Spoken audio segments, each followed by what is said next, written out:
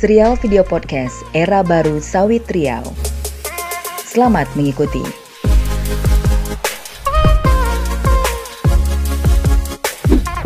Bismillahirrahmanirrahim. Terbang rendah seburung balam, terbang hingga ke ujung batu. Bicara dibuka dengan salam. Assalamualaikum warahmatullahi wabarakatuh. Halo sahabat Green, apa kabar Anda hari ini? Senang sekali, saya Vivin. Hari ini kita bertemu kembali dalam podcast Era Baru Sawit Riau, menggali inspirasi, pengalaman, dan solusi dalam tata kelola sawit Riau yang berkelanjutan. Dan tentunya senang sekali pada hari ini tema yang akan kita angkat adalah terkait dengan masa depan masyarakat adat Melayu di tengah ekspansi sawit. Dan senang sekali pada hari ini kita sudah kedatangan narasumber yang luar biasa, sosok yang inspiratif dan juga merupakan seorang tokoh masyarakat Riau yang memiliki pengalaman dalam sejarah pergerakan kebudayaan Melayu Riau. Nah, beliau adalah Datuk Seri Haji Al-Azhar, Ketua Majelis Kerapatan Adat Lembaga Adat Melayu Riau. Nah, kita akan bersembang bersama. Bersembang bersama terkait dengan bagaimana pengalaman beliau dalam menyuarakan aspirasi masyarakat adat Riau melalui kebijakan-kebijakan di tingkat lokal, dan juga seperti apa perspektif beliau soal era baru sawit Riau. Nah, Atu Al, bagaimana kabarnya hari ini, Atu? Alhamdulillahirrahmanirrahim. Masih sehat. Alhamdulillah, luar biasa. Tuh, ini kesibukannya apa nih sekarang itu? Iya, ini kita berharap sebenarnya di tengah pandemi ini itu ada suasana break lah ya, break karena kita terbatas ya mana-mana. Tapi masalah-masalah rupanya jangankan berkurang, justru bertambah, sehingga ya bagaimana mengelola diri, bagaimana mengelola perasaan yang terkepung oleh musuh yang tak nampak, sambil tetap harus juga menyelesaikan persoalan kemasyarakatan kita di sini yang menjadi tugas dan tanggung jawab besar bagi Lembaga Adat Melayu Riau itu. Baik, luar biasa. Tuh, ini sebelum kita lebih jauh lagi nih membahas terkait bagaimana masa depan masyarakat adat Melayu di tengah gempuran atau ekspansi perkebunan kelapa sawit. Sebelum itu kita boleh dong mendengar sedikit tunjuk ajar Melayu nih. Ya, terkait dengan tema atau topik sembang kita, perbincangan kita hari pagi ini. Ya, saya ingin mengutip tunjuk ajar Melayu. Tunjuk ajar Melayu adalah ungkapan-ungkapan bernas bagi orang-orang Melayu dan bagi siapapun yang berkaitan dengan nilai-nilai Melayu dan disampaikan di dalam bahasa yang bersaja.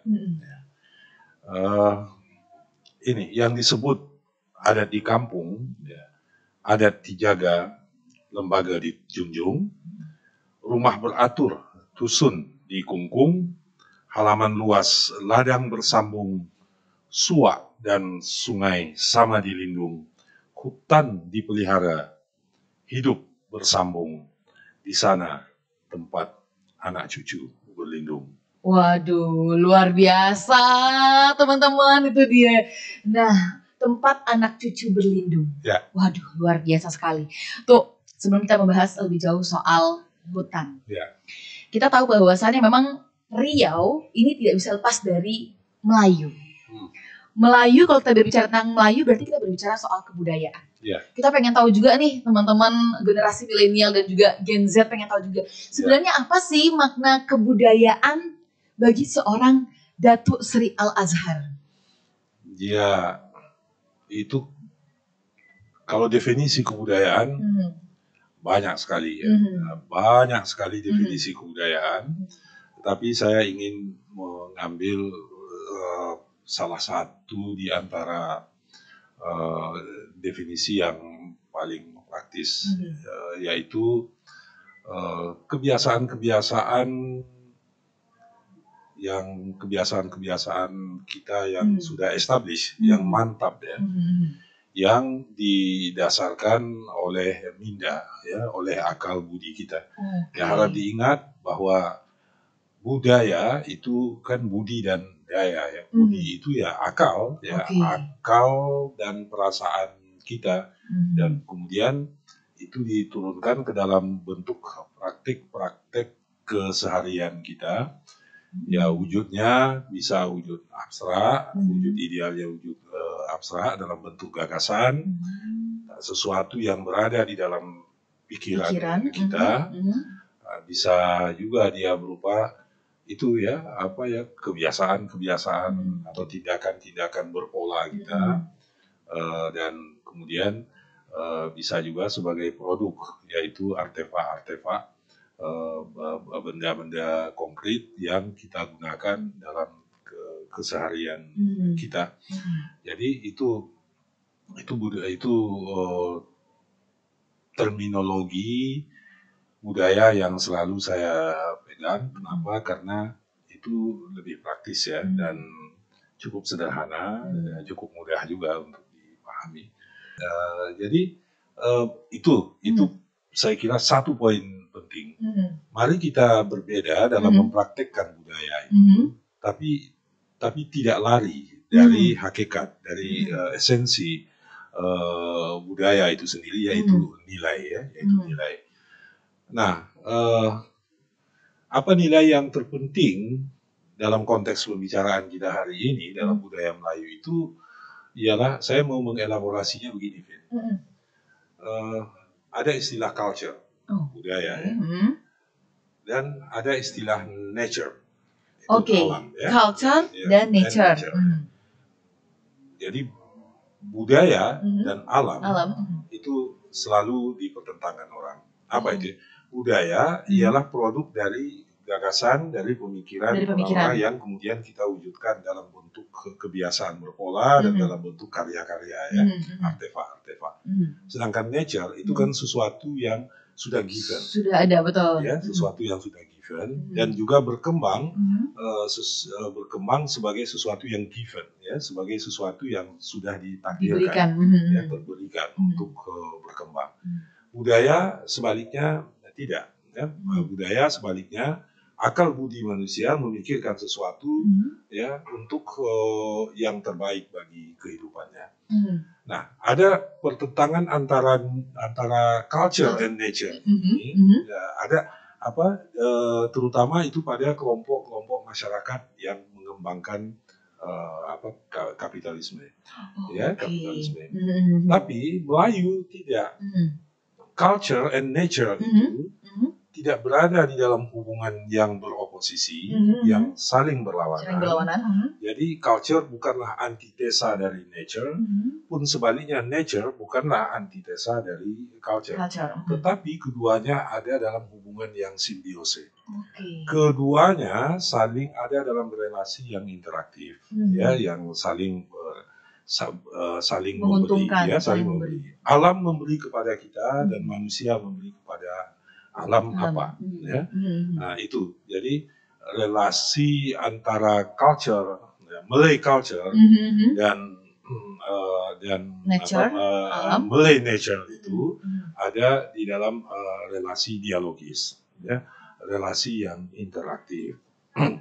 Artinya, apabila orang-orang Melayu banyak merusak alam, maka jawaban dari alam itu ialah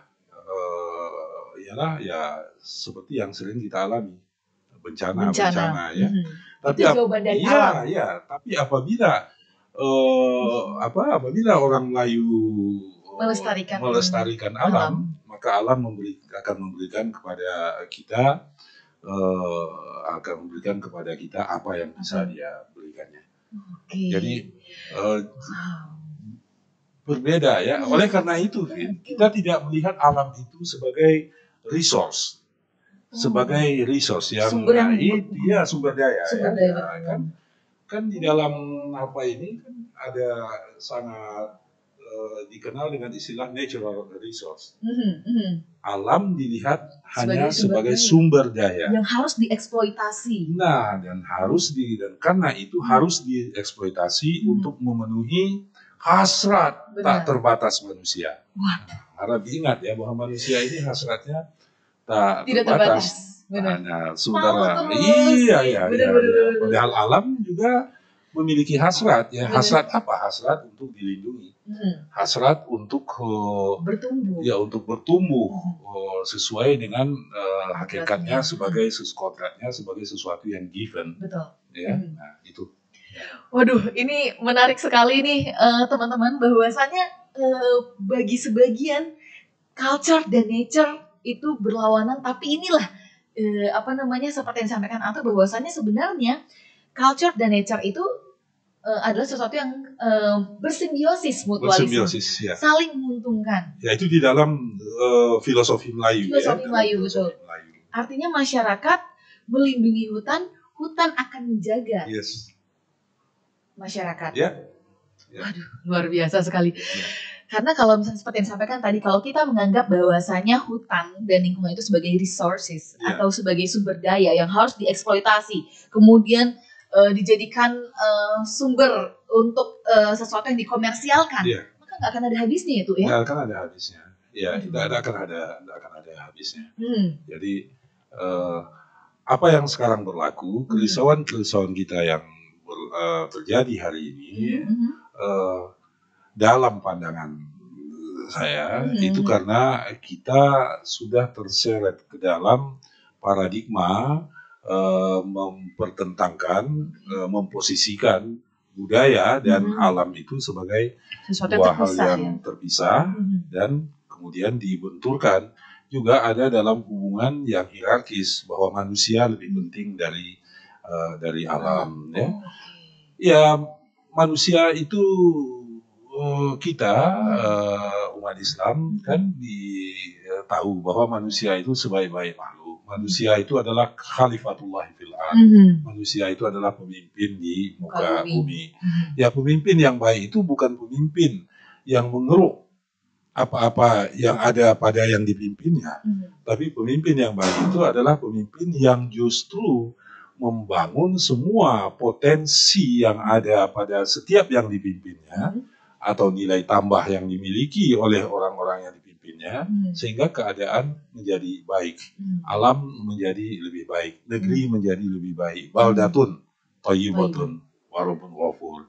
Ya, itu. Jadi konsepnya itu seperti itu. Sekali lagi, yang kerisauan yang kita hadapi sekarang, bencana ekologis yang kita hadapi sekarang, pada intinya itu muncul dari penguatan yang berlebih-lebihan terhadap paradigma yang mempertentangkan antara manusia dengan alam, antara culture dengan nature itu.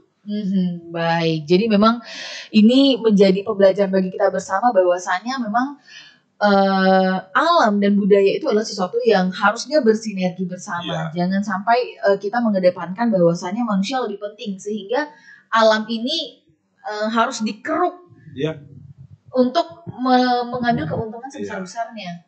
Saya setuju bahwa manusia itu penting. Kemanusiaan itu sangat penting. Tapi jangan karena kita mengutamakan atau atas alasan mengutamakan kepentingan manusia, maka kita menghancurkan yang lain. Ya. Jadi tingkatkan kepentingan terhadap manusia dan kemudian ajak yang lain, ajak yang lain untuk membantu meningkatkan itu tanpa yang lain itu dirusakkan. Ya. Jadi kalau boleh dilanjutkan, Vin, oleh karena itulah konsep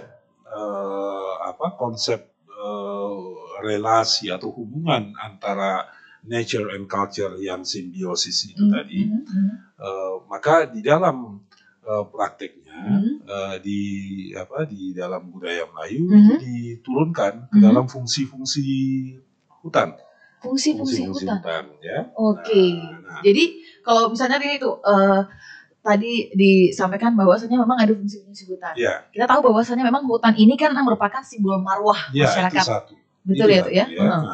Jadi itu dia. Jadi hutan tanah di dalam terminologi adat Melayu, karena hutan tidak mungkin ada kalau tidak ada tanah. Nah, itu satu. Dan kemudian yang kedua, hutan tanah mestinya selalu menyatu dengan tumbuh-tumbuhan yang ada di atasnya. Jadi coba lihat, orang Melayu itu nilai Melayu itu tidak mempertentangkan dua benda ya, dua benda yang sesungguhnya memang menyatu kan. Tidak mungkin ada hutan kalau tidak ada tanah. Tidak mungkin hanya ada tanah yang terhampar begitu rupa. Pengalaman orang Melayu dengan tanah ya, bahwa di atas tanah itu ada sesuatu yang tumbuh. Betul. Bisa rumah yang tumbuh, bisa bunga-bungaan, bisa rerumputan, bisa pepohonan. Itu dia. Jadi yang pertama dia simbol marwah. Bagi masyarakat adat hina rasanya apabila mereka tidak mampu menunjukkan mana hutan adat kalian. Oh iya. Ya. Masa iya tuh? Iya, karena di situ terkait persoalan harga diri. Harap diingat, harga diri bukan hanya karena memiliki hutan tanah, tetapi juga harga diri karena mereka mampu memelihara hutan tanah itu, yang berarti mampu melestarikan relasi simbiosis antara culture dengan nature itu. Oke, jadi bukan hanya soal punya tanah, tapi bagaimana mempertahankannya. Jadi ini tidak paralel, tidak sama dengan seseorang memiliki mobil mahal dan kemudian dia bermarwah karena dia memiliki mobil mahal. Tidak sama dengan itu, tidak sama dengan itu. Sekelompok masyarakat adat memiliki hutan tanah, itu mengirimkan pesan kepada kita bahwa mereka memiliki, jadi ada kepemilikan, ownership, dan kemudian B, bahwa mereka mampu menjalankan amanah budaya, yaitu jaga hutanmu, jaga pelihara hutanmu. Dua hal itu. Ya. Nah, kalau hutan tanahnya sudah tidak ada lagi, maka dua hal itu juga yang kena. Pertama, mereka tidak punya apa, dan yang kedua, mereka rupanya tidak mampu menjaga amanah yang diwariskan secara turun-temurun itu. Karena ini persoalan harga dirinya itu di situ, Vin. Ya, persoalan harga dirinya itu di situ. Itu satu. Fungsi yang kedua, alam, ya, dalam hal ini hutan tanah adalah tempat berguru. Tempat orang menimba pengalaman, tempat orang menimba pengetahuan. Jadi kita dengar ada istilah yang sangat populer, alam terkembang jadi guru. Jadi bergurulah kepada alam, ya. Nah itu kita, dan itu juga dipraktikkan oleh orang-orang Melayu. Saya ingin memberi ilustrasi gini. Ini kan kita berhadapan dengan anak-anak milenial juga. Betul. Halo anak-anak milenial atau cucu-cucu milenialku. Mungkin kalian tahu istilah heliotropisme. Ya. Heliotropisme itu adalah sebuah gejala bahwa bagian termuda dari sebatang tanaman bisa disebut pucuk, bisa disebut tunas, bisa itu akan selalu, ujungnya itu akan selalu menghadap kepada matahari. Akan jadi seperti mengikuti arah sinar matahari. Jadi mencari sumber energi, dan sumber energi di alam ini yang terbesar adalah matahari. Dari benda-benda alam ini adalah matahari. Itu disebut dengan fenomena heliotropisme, ya, heliotropisme. Nah, adakah heliotropisme itu di dalam alam pikiran orang-orang Melayu? Ada. Saya mau menceritakan kepada kalian dan kepada Vin dan kepada kalian. Suatu hari di usia 6 atau 7 tahun saya dibawa oleh bapak saya ke hutan untuk mencari rotan. Dan kemudian bapak saya berkata, ini coba kamu lihat pucuk rotan itu mengarah kemana dia. Dan saya mengatakan mengarah ke kampung saya. Kenapa begitu? kampung kita. Mengapa begitu? Ya, saya tidak tahu. Saya tidak tahu. Dia mengarah ke matahari terbit. Kampung kita itu berada di sana, dari arah matahari terbit. Nah, apabila kamu tersesat di dalam hutan, kenalilah pucuk dari pohon itu mengarah kemana, dan kemudian ke arah situlah matahari terbit, dan tinggal menentukan apakah kampung itu dari timur atau ada di barat. Itu adalah heliotropisme, tapi tidak dirumuskan dengan istilah heliotropisme, ya. Dan itu adalah satu bentuk berguru kepada alam. Ya. Jadi lewat pencermatan, lewat pengamatan dan sebagainya dan lewat perbuatan juga, ya. Nah, tadi kan kita sudah sebut. Sekarang itu saya lihat menjadi salah satu tagline badan pengendalian bencana kita, ya. Nah, itu kita jaga alam, alam jaga kita. Ya, itu ya. Jadi saya kira itu adalah tagline yang kuat dan berdasarkan kepada nilai. Nah, yang ketiga, baru fungsi sumber nafkah. Artinya sumber nafkah ini adalah sumber keekonomian.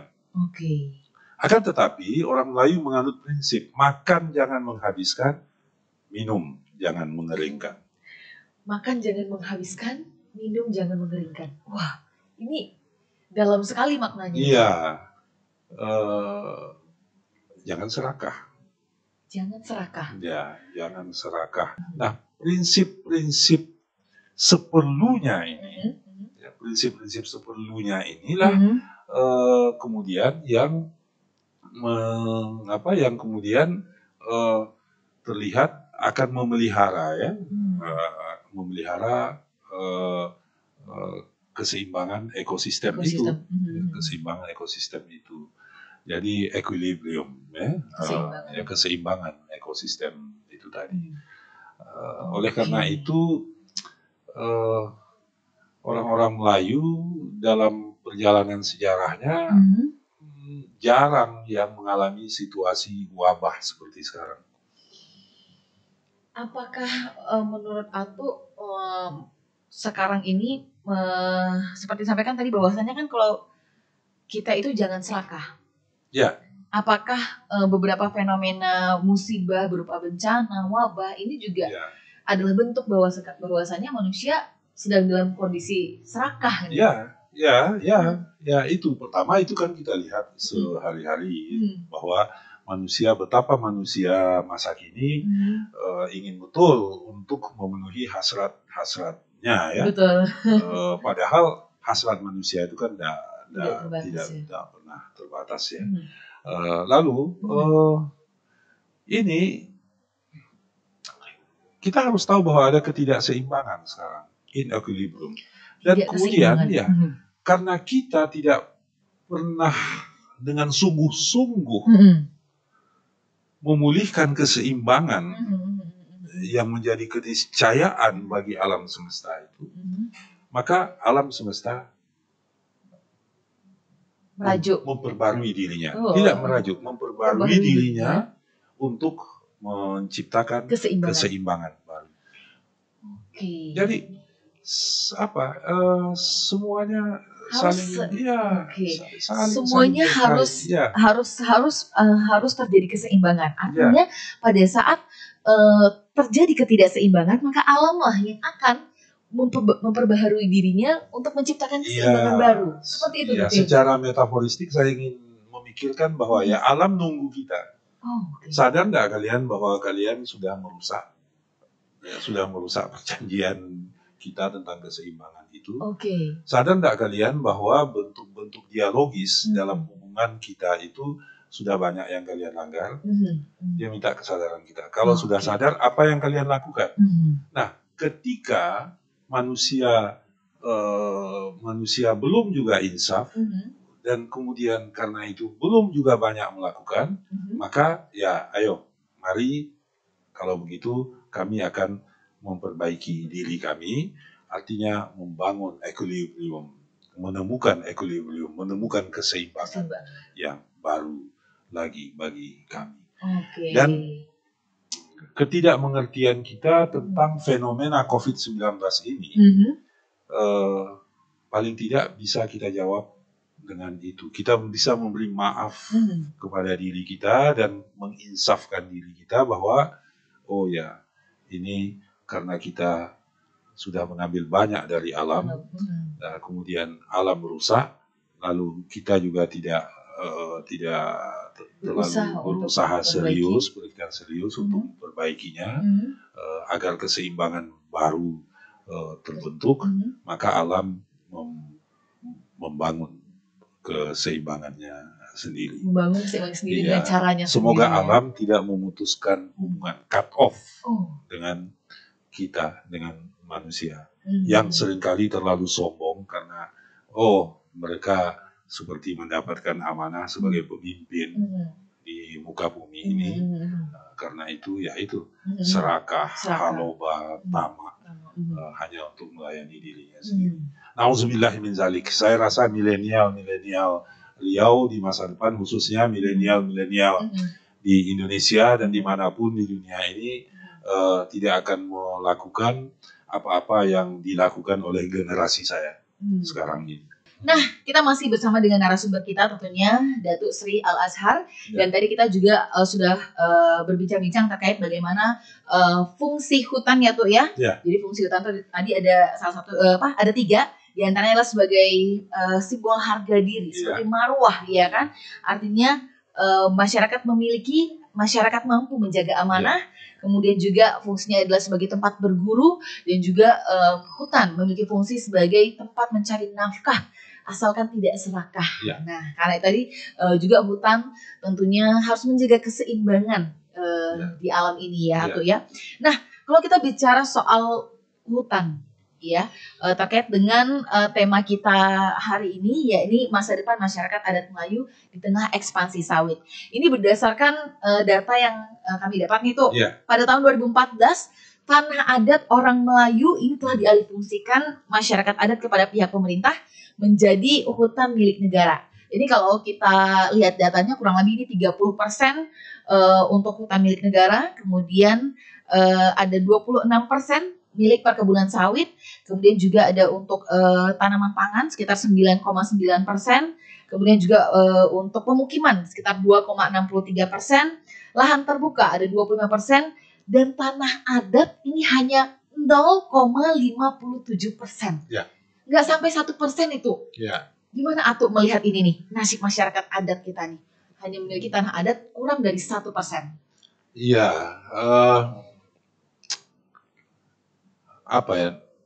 negara memiliki persepsi yang berbeda dengan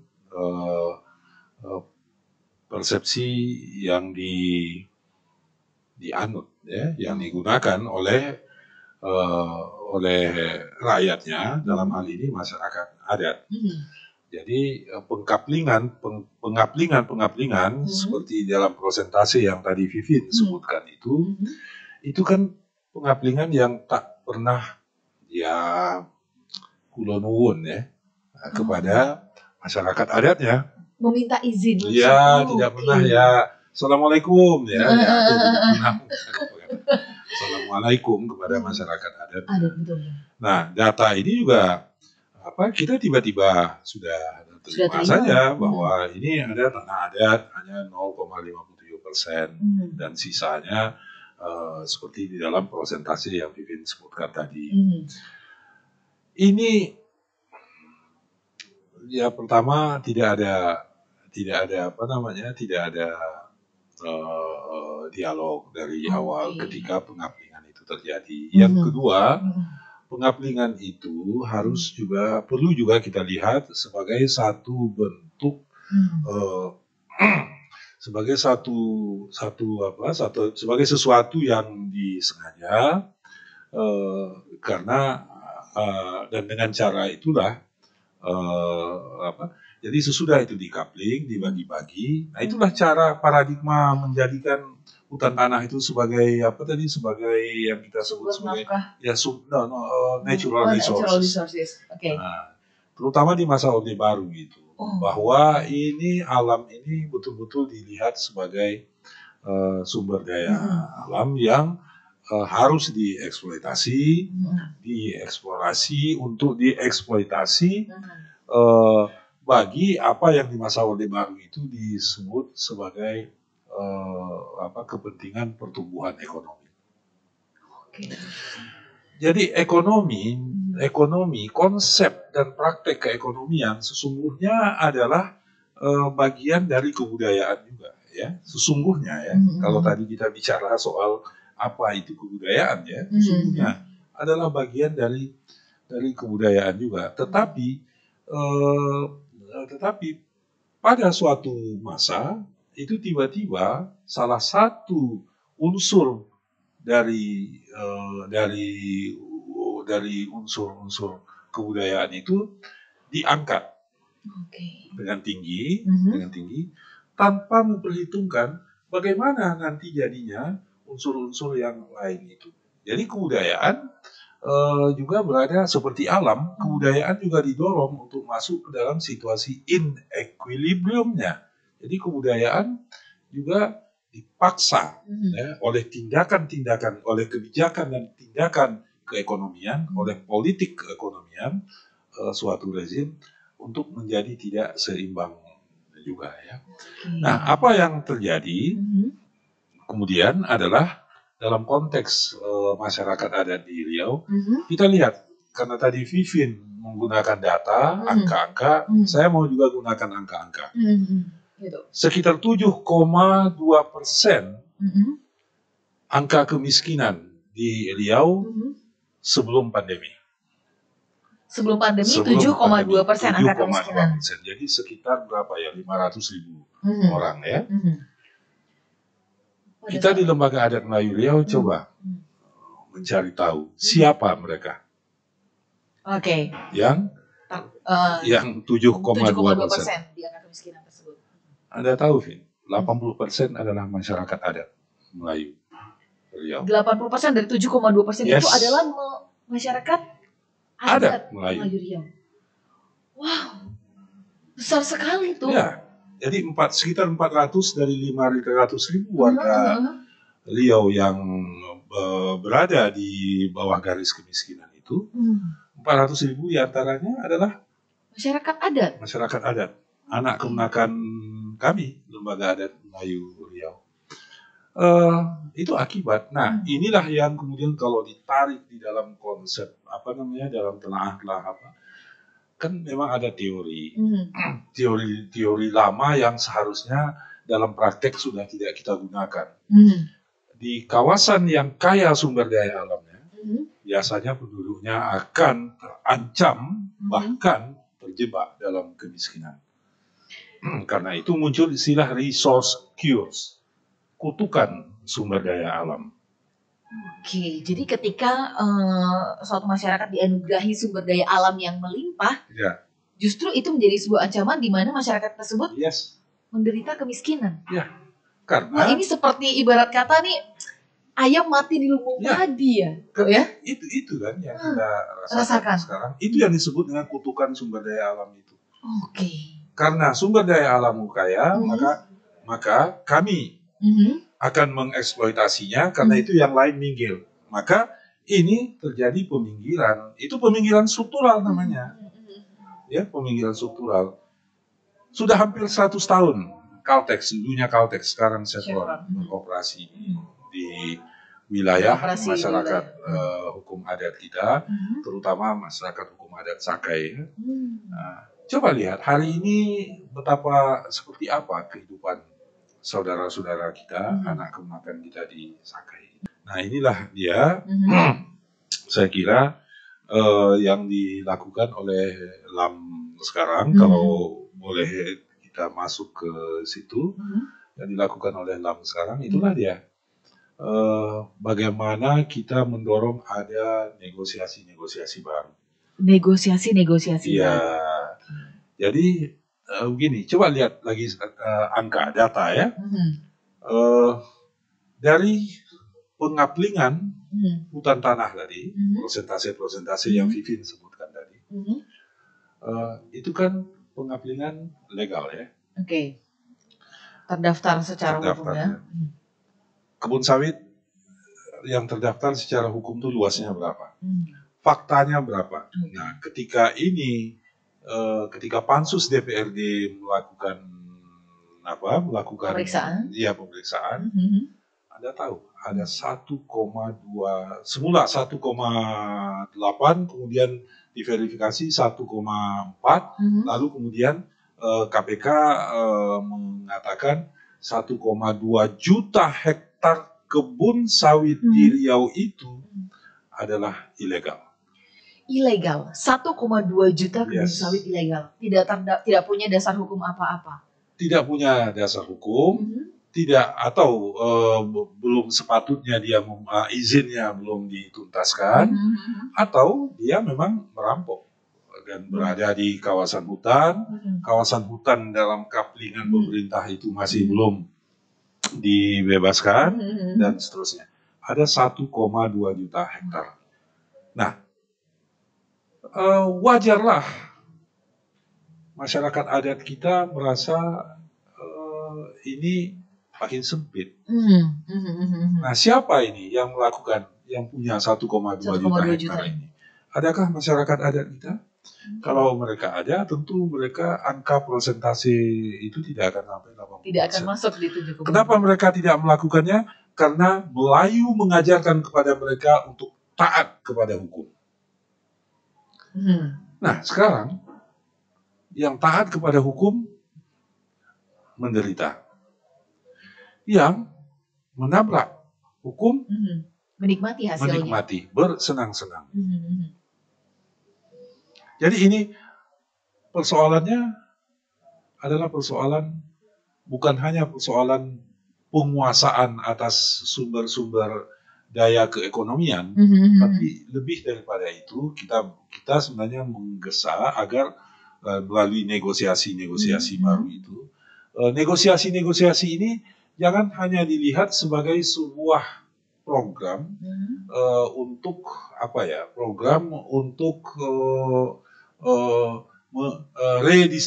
meredistribusi aset kepada masyarakat adat. Tapi jauh lebih penting dari itu, jauh lebih hakiki daripada itu, kita mengimplementasikan apa yang menjadi cita-cita kita bernegara. Salah satu di antaranya adalah masyarakat yang adil dan makmur. Harap diingat, adil dulu, Fit. Adil dulu baru makmur. makmur. Coba ini milenial, coba lihat konstitusi kita, coba lihat pembukaan undang-undang dasar kita, coba lihat slogan-slogan dan komitmen ketika kita mau bernegara dan memproklamasikan itu pada tahun 1945. Adil dulu baru makmur. Ayo, coba. Apakah sekarang kan tidak ya? Adil. Karena sebahagian mendapat ruang untuk memakmurkan dirinya, sedangkan yang lain ditutup aksesnya terhadap jalan menuju kemakmuran itu. Inilah yang terjadi. Jadi ada disparitas yang tinggi pada kita. Dan ini persoalan.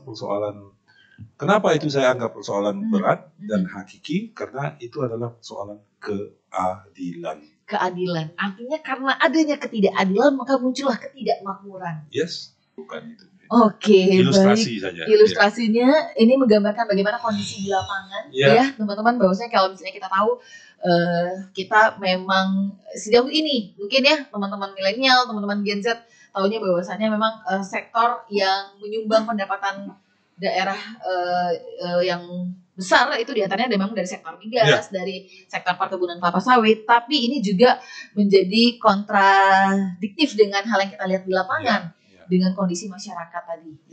Nah mungkin nih, atau boleh dijelaskan juga nih mungkin buat teman-teman pesan-pesannya apa nih untuk generasi milenial, untuk generasi Z, buat kami anak-anak muda supaya kami bisa juga mengerti bagaimana saat ini ke depannya solusi ataupun perbaikan apa yang perlu dilakukan terkait dengan tata kelola sawit dan nasib masyarakat adat ke depannya. Ya, yang pertama terkait dengan agenda konkret itu negosiasi.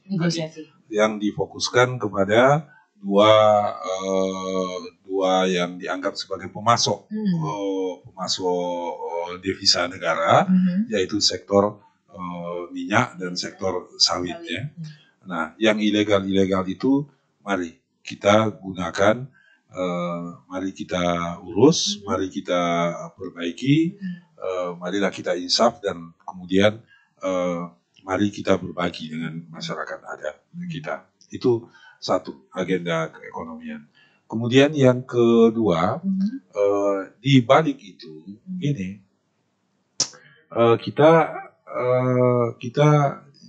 juga yang terkait dengan lingkungan ya, untuk terutama yang terkait dengan lingkungan, Lam Riau mendorong kesungguh-sungguhan untuk menjalankan pendidikan muatan lokal budaya Melayu Riau. Pendidikan muatan lokal Budaya Melayu Riau ini untuk internalisasi, menanamkan nilai-nilai, ya, menanamkan nilai-nilai luhur yang sebagian sudah kita bahas tadi di awal pembicaraan kita.